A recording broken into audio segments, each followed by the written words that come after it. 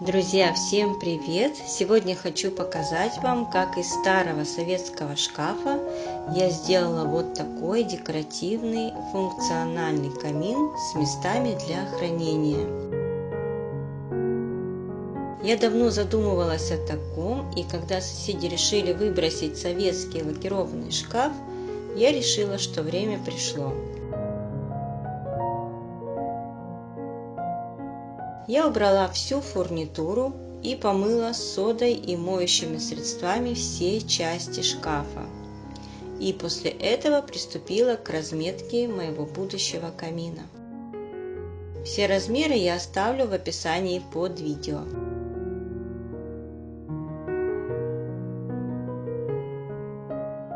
Распиливаем.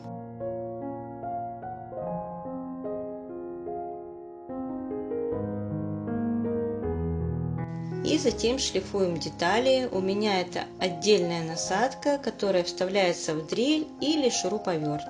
Обеспыливаем влажной тряпочкой и можно собирать камин. Я начну с нижней части. Две детали размером 17 на 30 сантиметров нам нужно соединить с деталью размером 123 на 32 сантиметра.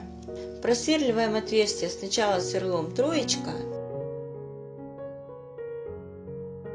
И теперь расширяем для того, чтобы впоследствии спрятать шуруп. Отверстие делаем с двух сторон. Прикладываем боковушки и видим, что я не там просверлила отверстие. Не расстраиваемся и спокойно делаем отверстие чуть дальше. Опять прикладываем боковушки, просверливаем и прикручиваем.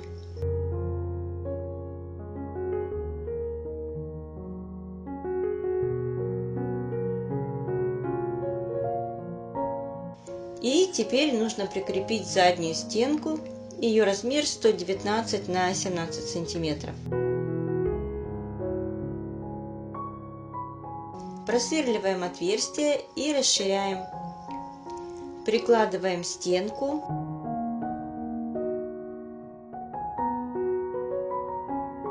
Сверлим тонким сверлом и прикручиваем.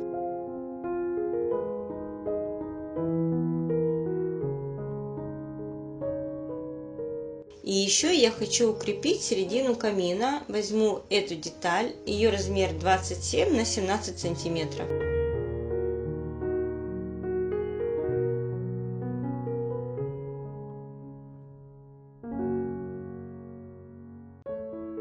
Прикручиваем саморезами с двух сторон.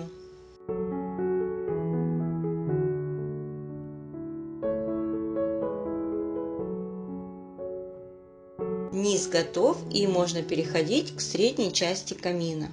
Отступаю от края 6 сантиметров и прочерчиваю линию. Отмечаю на ней точки для крепления саморезов. И то же самое делаем с другой стороны. Просверливаем.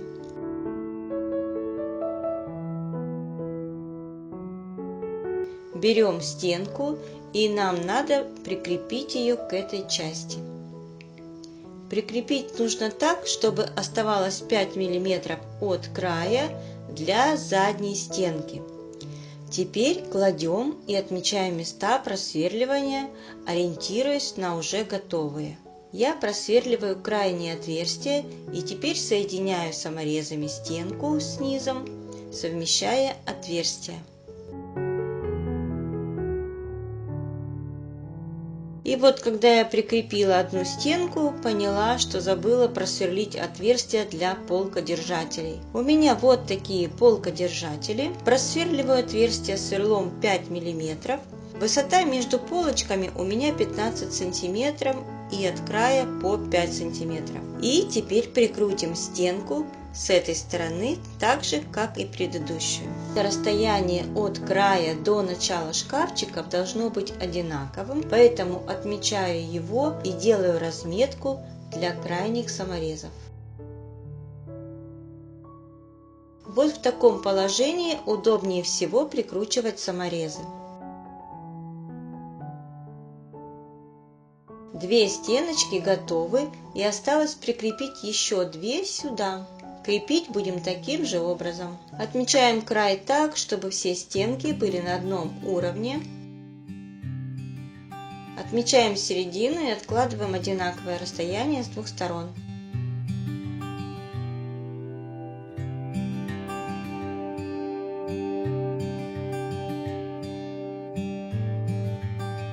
Намечаем места для сверления. Сверлим. И дальше поступаем так же, как и с предыдущими стенками. Все 4 стеночки готовы. И я хочу перевернуть эту конструкцию для того, чтобы покрасить нижнюю внутреннюю часть, так как после полной сборки это будет сделать крайне неудобно. Красить буду резиновой краской в 2 слоя.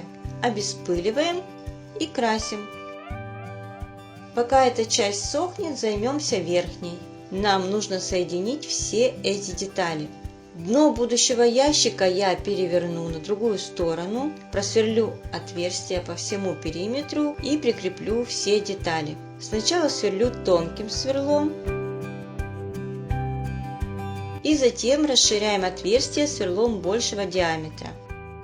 Теперь нужно присоединить боковушки к дну. Подставляем, состыковываем, проходим сверлом по готовым отверстиям и прикручиваем. И также прикручиваем торцы.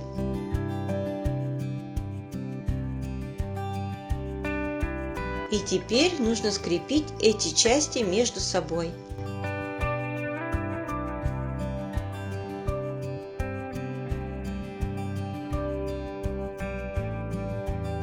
Верхний ящик собран, а нижняя часть тоже уже высохла, и я хочу прикрепить заднюю стенку.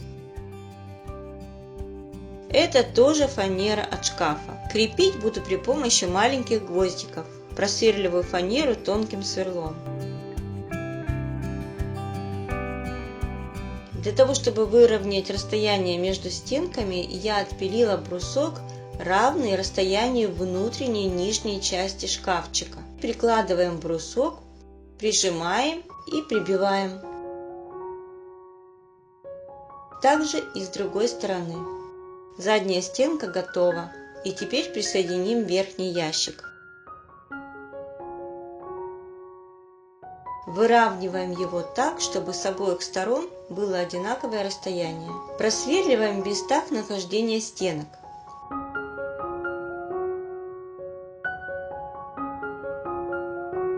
Расширяем и прикручиваем саморезы во все 4 стеночки.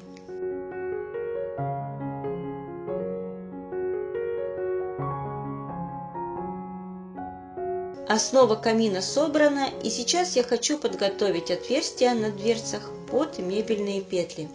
Вот такие у меня мебельные петли, их прикручу уже в конце, а отверстия к ним сделаю сверлом Фостера диаметром 25 мм.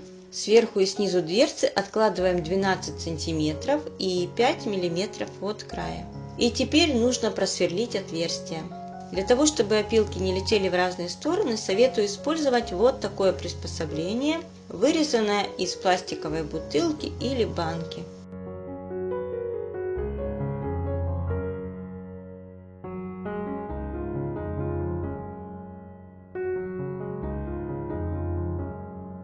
Такие же отверстия сделала и на крышке камина. Здесь я отложила по 29 сантиметров от боковых сторон. У меня есть вот такие планочки, хочу ими задекорировать камин, и заодно это поможет скрыть некоторые недочеты. При помощи стуслой пилы по дереву делаю необходимые детали. Приклеивать буду их при помощи вот такого клея. Тестирование показало, что клеит он намертво.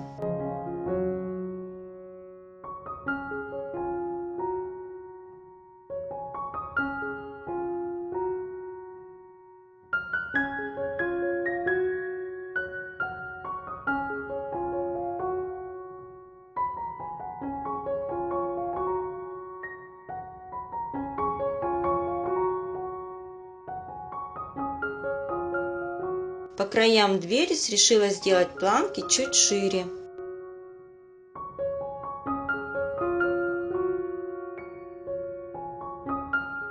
а внутри делаем рамочки из узких реек.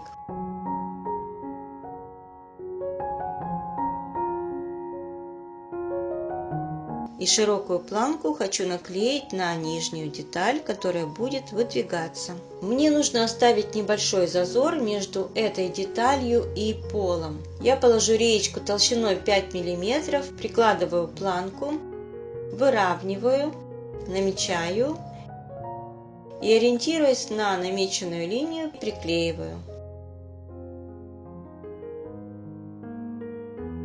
И с обратной стороны закреплю саморезами.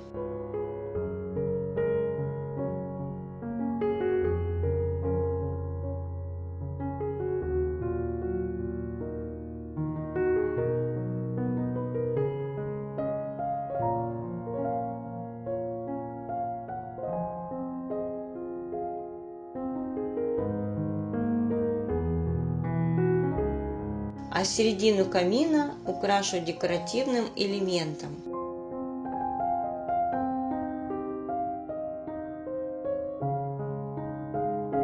Приклеила его на суперклей гель. Пока все приклеивается, я замажу шпаклевкой по дереву все дырочки и трещинки.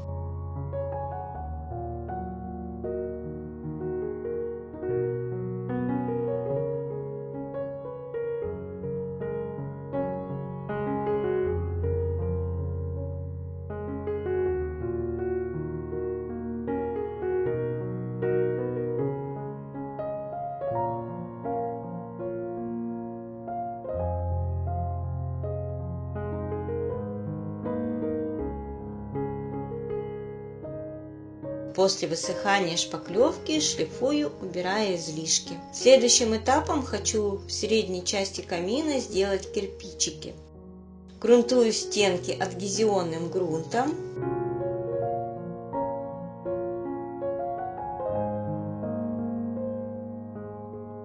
И после высыхания делаю разметку малярным скотчем шириной 9 мм.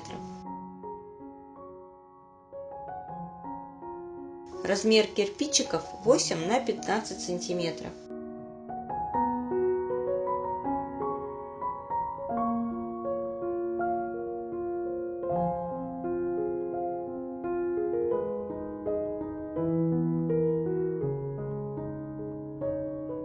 Наношу стартовую шпаклевку.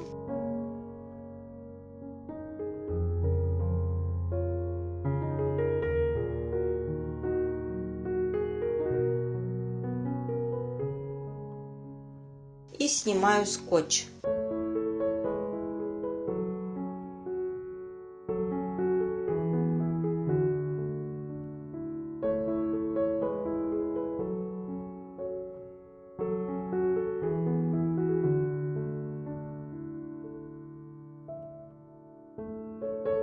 Дно топки немного протампую губкой со шпаклевкой и оставлю подсохнуть.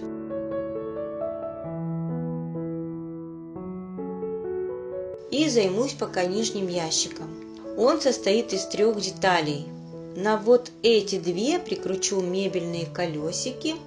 Их высота 5 сантиметров. Я заранее покрасила, поэтому прикладываю колесико.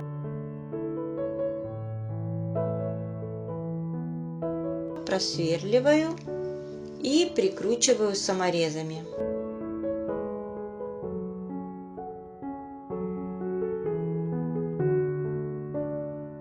Также делаем и остальные.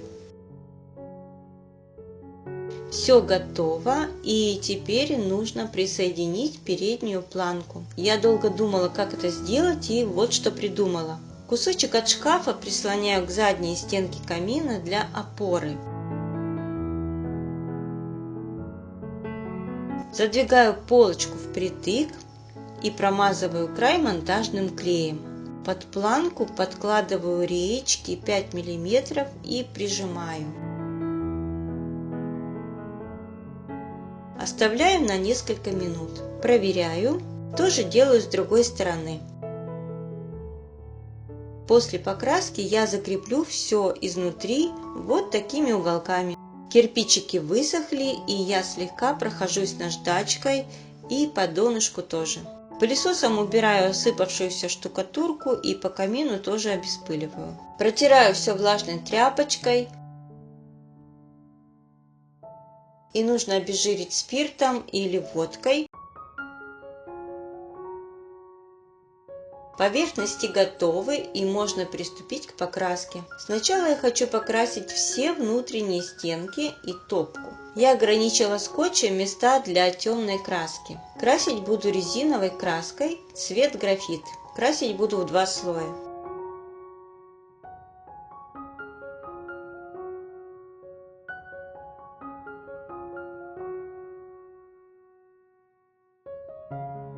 С внутренней стороной окончено, и теперь укреплю нижние полочки уголками.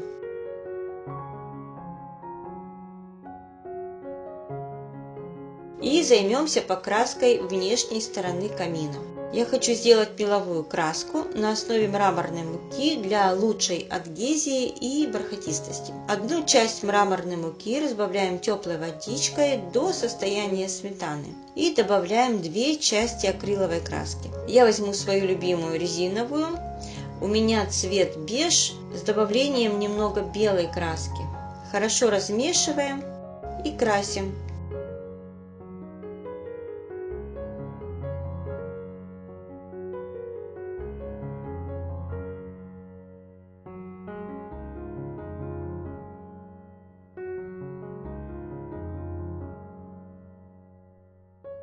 Я покрасила в 3 слоя. Получился очень нежный цвет слоновой кости. Пока красила, вспомнила, что у меня есть трафарет в виде плиточек. Хочу оформить им дно топки. Буду использовать шпаклевку по дереву.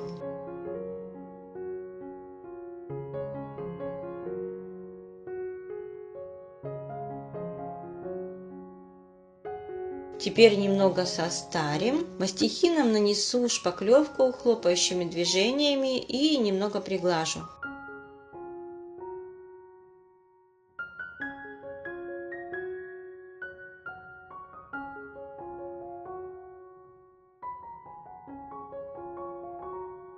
После высыхания крашу в основной цвет. Сразу же хочу выделить кирпичики смесью нескольких красок. Сначала наношу на губку и затем на кирпичики. После полного высыхания пройдемся немного белой краской. А пока прикрутим дверцу и крышку. Вставляем петли в дверцу. Прикручиваем. И теперь прикрутим к камину.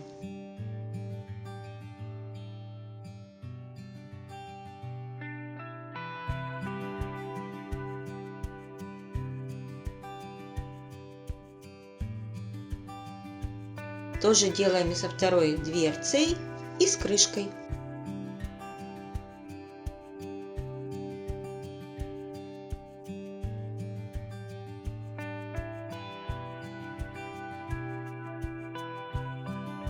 Финишным покрытием я выбрала воск от Дарьи Геллер. Буду покрывать сначала бесцветным, а затем немного выделю декор воском кофе. Также воск можно заменить матовым лаком.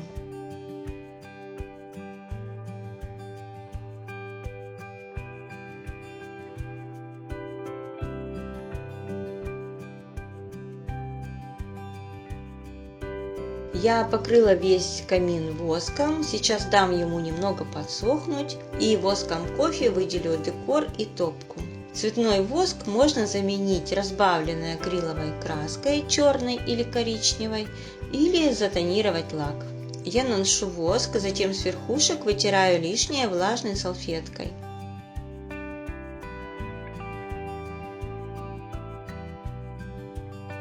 И слегка растягиваю воск по поверхности. В топке делаем то же самое.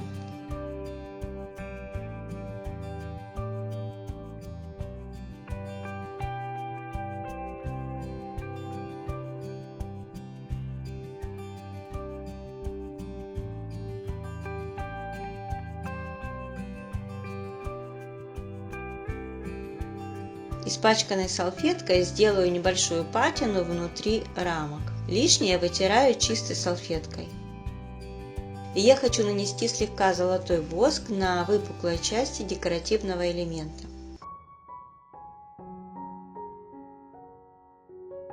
И пройдусь по дну топки. Белой акриловой краской и полусухой кистью пройдусь по кирпичикам.